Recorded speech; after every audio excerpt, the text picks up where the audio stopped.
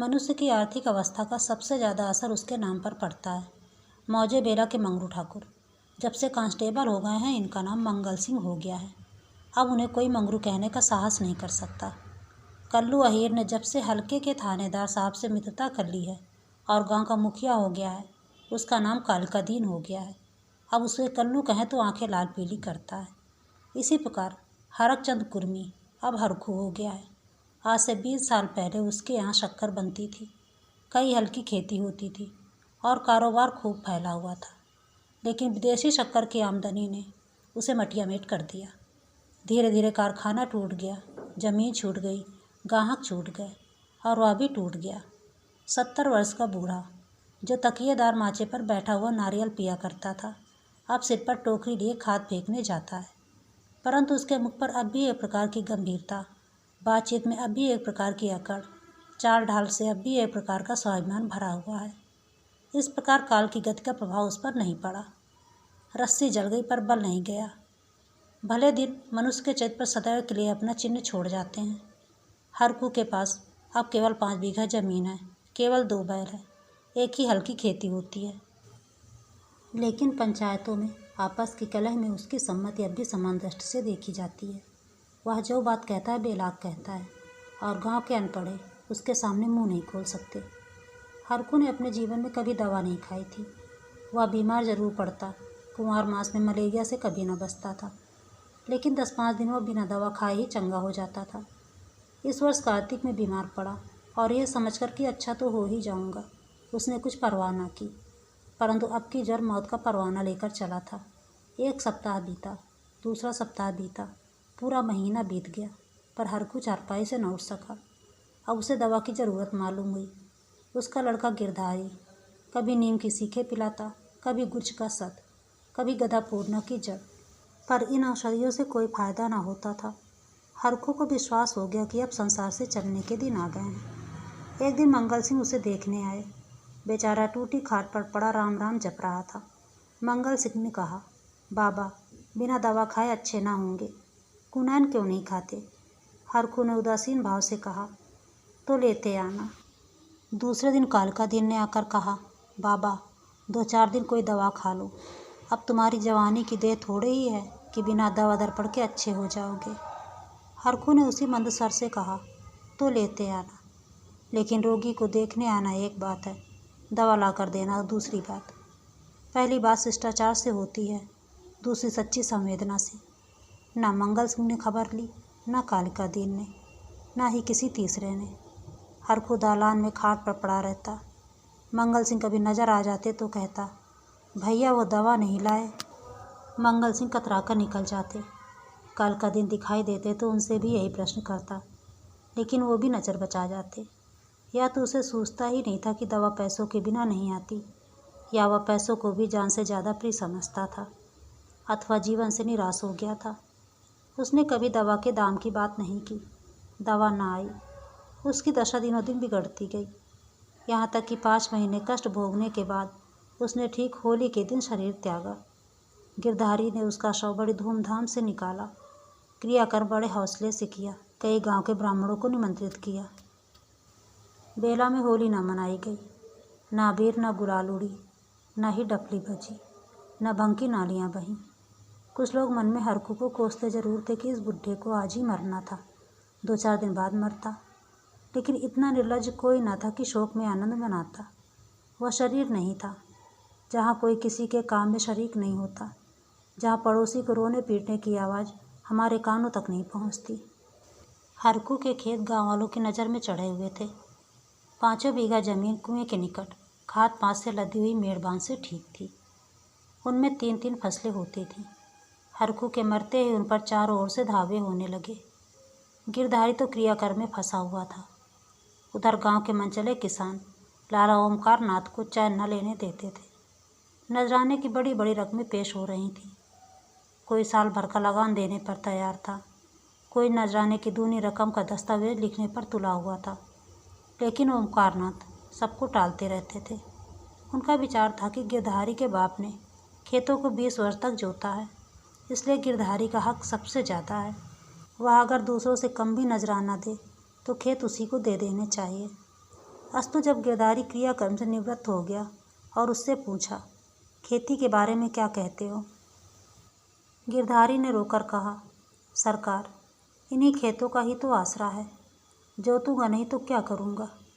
ओमकारनाथ, नहीं, जरूर जोतो, खेत तुम्हारे हैं। मैं तुमसे छोड़ने को नहीं कहता। हर खून इसे 20 साल तक जोता है, उन पर तुम्हारा हक है। लेकिन तुम देखते हो अब ज़मीन की दर कितनी बढ़ गई है। तुम 8 रुपये बीघे पर जोतते थे, मुझे 10 रुपये मिल रहे हैं, और नजराने के 100 अलग। तुम्हारे साथ रियायत करके लगान वही रखता हूँ, पर नजराने के रुपए तुम्हें देने पड़ेंगे। गिरधारी, सरकार, मेरे घर में तो इस समय रोटियों का भी ठिकाना नहीं है। इतने रुपए कहाँ से लाऊंगा? जो कुछ जमा जथा थी दादा के काम में उठ गई। अनाज खलिहान में है, लेकिन दादा के बीमार हो जाने से उपज भी अच्छी नहीं हुई। रुपए कहाँ से लाऊं? ओमकारनाथ, ये सच है, लेकिन मैं इससे ज़्यादा रियायत नहीं कर सकता। गिरधारी, नहीं सरकार, ऐसा ना कहिए, नहीं तो हम बिना मारे मर जाएंगे। आप बड़े होकर कहते हैं तो मैं बैल बछिया बेचकर 50 रुपया ला सकता हूँ। इससे बेची की हिम्मत मेरी नहीं पड़ती। ओमकारनाथ चिढ़कर बोले, तुम समझते होगे कि हम ये रुपए लेकर अपने घर में रख लेते हैं और चैन की बंशी बजाते हैं, लेकिन हमारे ऊपर जो कुछ गुजरती है हम ही जानते हैं। कहाँ ये चंदा, कहाँ वो चंदा, कहीं ये नज़र, कहीं वो नज़र, कहीं ये इनाम, कहीं वो इनाम। इनके हमारे कचूमर निकल जाता है। बड़े दिन में सैकड़ों रुपए डालियों में उड़ जाते हैं। जिसे डाली ना दो वही मुँह फुलाता है।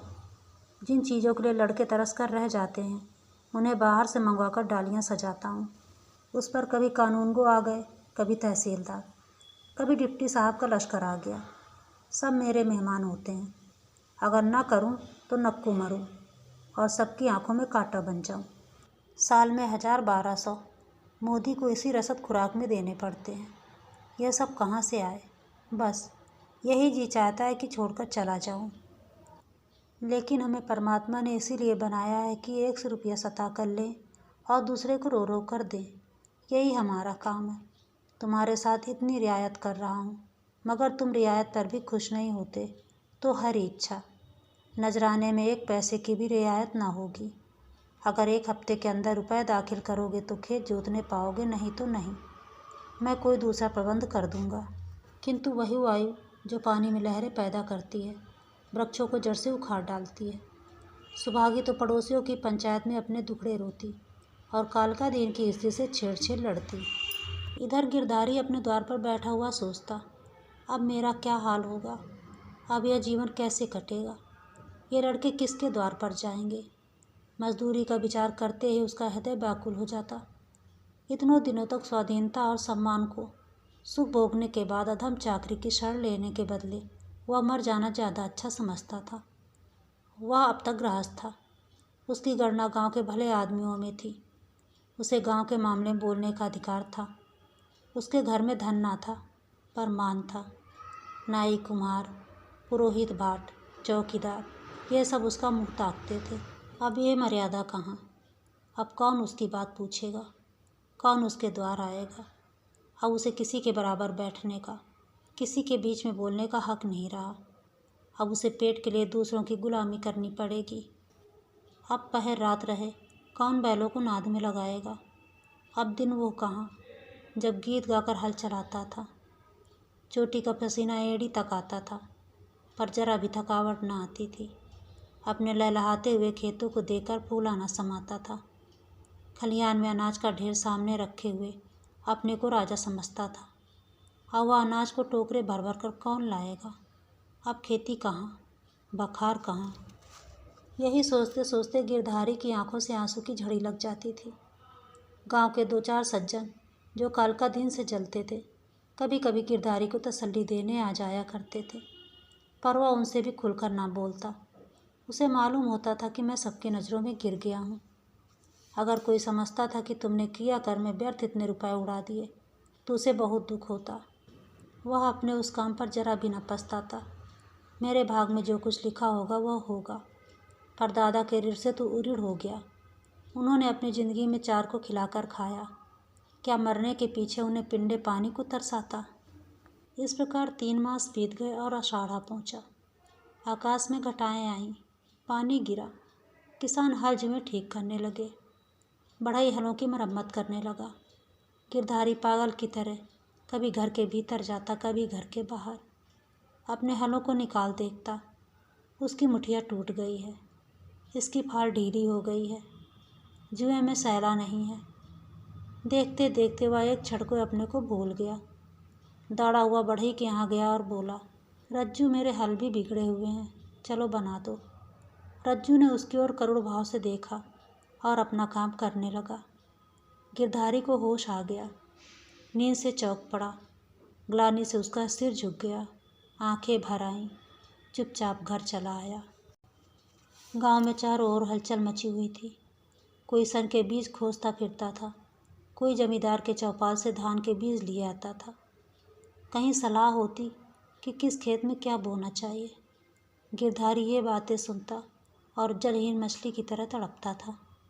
एक दिन संध्या समय गिरधारी खड़ा अपने बैलों को खुजला रहा था कि मंगल सिंह आए और इधर उधर की बातें करके बोले, गोई को बांधकर अब कब तक खिलाओगे, निकाल क्यों नहीं देते।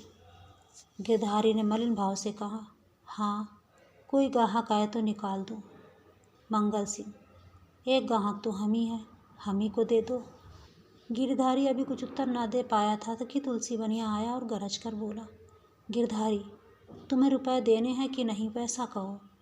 3 महीने से हील हवाला करते चले आए हो, अब कौन खेती करते हो कि तुम्हारी फसल को अंगोरे बैठ रहे।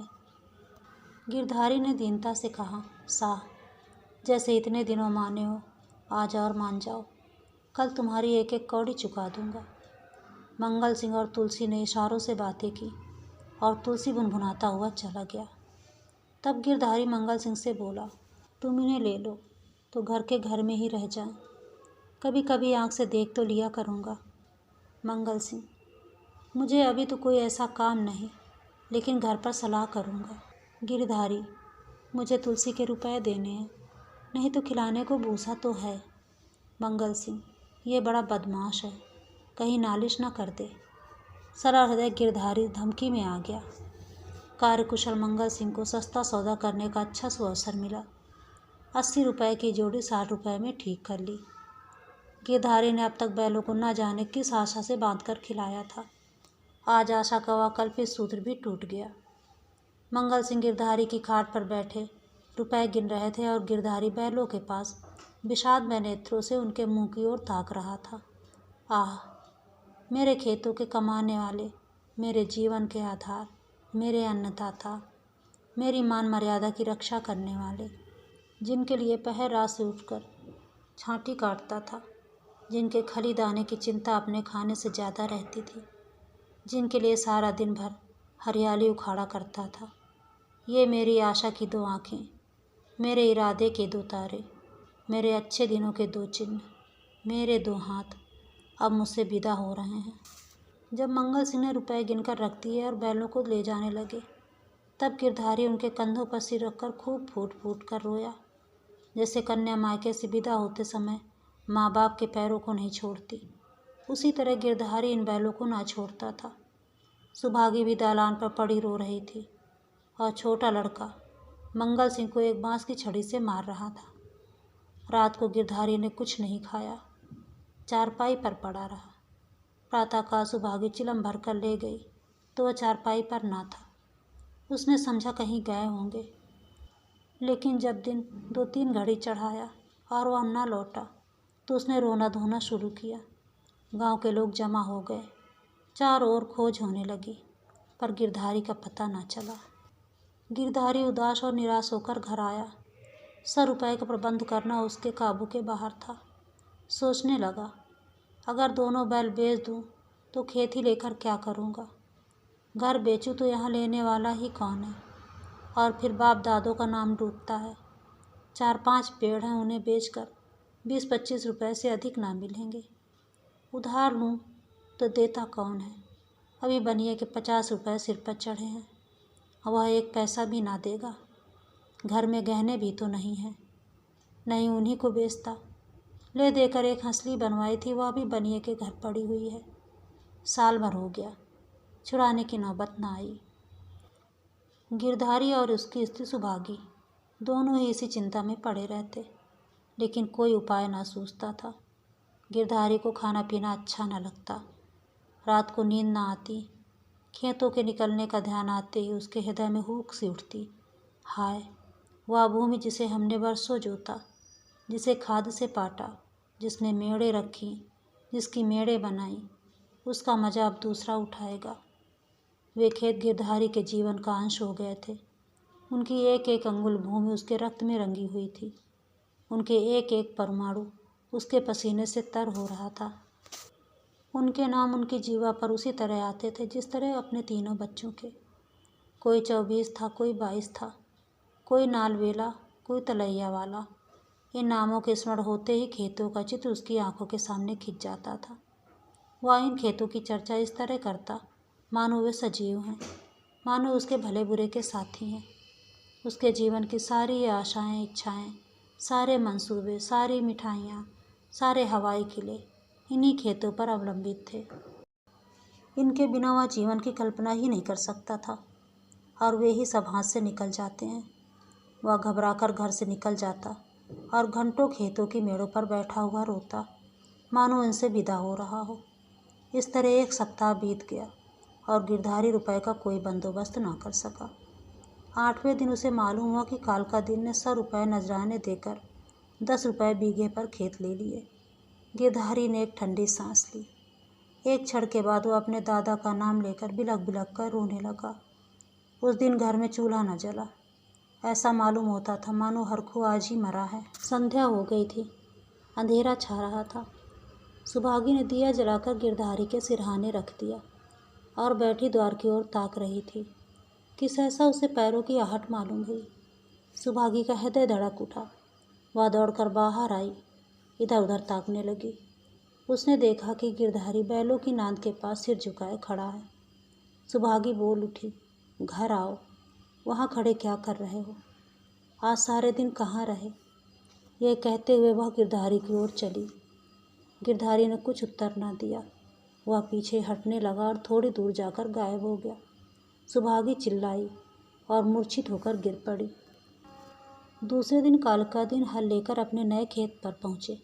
अभी कुछ अंधेरा था।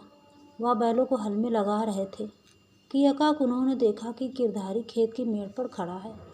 वही मिर्जई, वही पगड़ी, वही सोटा। कालका दीन ने कहा, अरे गिरधारी, मर्दे आदमी, तुम यहाँ खड़े हो? और बेचारी सुभागी हैरान हो रही है, कहाँ से आ रहे हो? यह कहते हुए बैलों को छोड़कर गिरधारी की ओर चले। गिरधारी पीछे हटने लगा और पीछे वाले कुएं में कूद पड़ा। कालिका दीन ने चीख मारकर और हल बैल छोड़कर भागा। सारे गांव में शोर मच गया। लोग नाना प्रकार की कल्पनाएं करने लगे। कालिका दीन को गिरधारी वाले खेतों में जाने की हिम्मत न पड़ी। गिरधारी को गायब हुए 6 महीने बीत चुके हैं। उसका बड़ा लड़का अब एक ईंट भट्टे पर काम करता है और 20 रुपये महीने घर आता है, और वह कमीज और अंग्रेजी जूते पहनता है। घर में दोनों जून तरकारी पकती है और जौ के बदले गेहूं खाया जाता है। लेकिन गांव में उसका कुछ भी आदर नहीं। अब वह मजूर है। सुभागी अब अपने पराए गांव में आए हुए कुत्ते की भांति दरकती फिरती है। अब वह पंचायत में भी नहीं बैठती। अब वह मजदूर की माँ है। कालिका दी ने गिरधारी के खेतों से इस्तीफा दे दिया है, क्योंकि गिरधारी अभी तक अपने खेतों की चारों तरफ मड़ाया करता है। अंधेरा होते ही वह मेड़ पर आकर बैठ जाता है और कभी कभी रात को उधर से रोने की आवाज़ें सुनाई देती हैं। वह किसी से बोलता नहीं, किसी को छेड़ता नहीं। उसे केवल अपने खेतों को देखकर संतोष होता है। दिया जलने के बाद इधर का रास्ता बंद हो जाता है। लाला ओमकार नाथ बहुत चाहते हैं कि ये खेत उठ जाएं, लेकिन गांव के लोग उन खेतों का नाम लेने से डरते हैं।